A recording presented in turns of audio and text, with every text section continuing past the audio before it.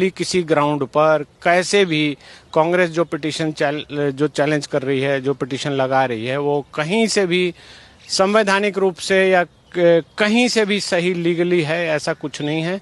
बेकार की बात है।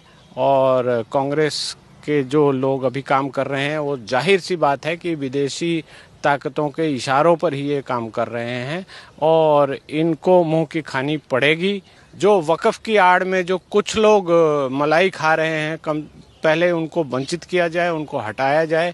और सरकार का मतलब ये होता है कि सरकार देखे कि सबको समान अवसर मिल रहा है, सबको समानता से सारी संपत्तियों पर अधिकार देश के मिल रहा है। तो उस तरह से देखा जाए तो ये सरकार का बहुत ही स्वागत के लायक कदम है और इस दिशा में कदम आगे भी बढ़ने चाहिए। उमेश सर, वक्फ बोर्ड दोनों सदनों से पास हो चुका है, लोकसभा और राज्यसभा, जिसके बाद अब कांग्रेस ने सुप्रीम कोर्ट का रुख कर दिया है इस बिल को लेकर और कहा है कि इस बिल से कहीं न कहीं भारतीय जनता पार्टी सरकार देश को बांटने का काम कर रही है और ये संविधान के खिलाफ है। आज जिस तरीके से कांग्रेस ने ये याचिका लगाई है और पहले भी कई बार इसी तरीके के मामलों पर याचिका लगाकर कांग्रेस ने फिर एक बार विरोध कर दिया है, तो क्या लग रहा है कि ये याचिका टिक पाएगी सुप्रीम कोर्ट में? ये याचिका पहली बात तो टिकेगी नहीं। दूसरा, कांग्रेस की बात आप कर रहे हैं, तो जो कांग्रेस ने जो अपने कारनामे 1995 में कर रखे हैं, वक्फ की आड़ में भारत के समानांतर एक सरकार बना दी, 9 लाख एकड़ जगह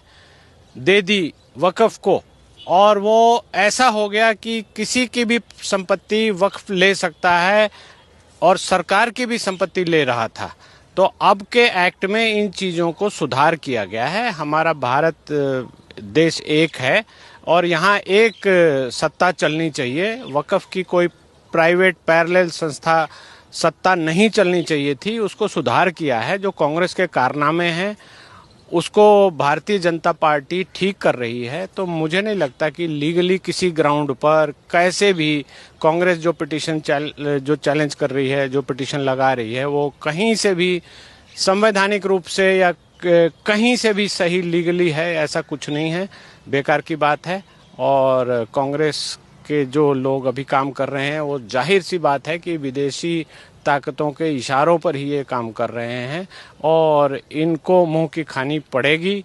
जनता ने इनको नकार दिया है, अब इनके पास कोर्ट का दरवाजा बचा है। कोर्ट को भी ये मिसयूज कर रहे हैं, झूठी बातें बोलते हैं, गलत सलत बातें बोलते हैं।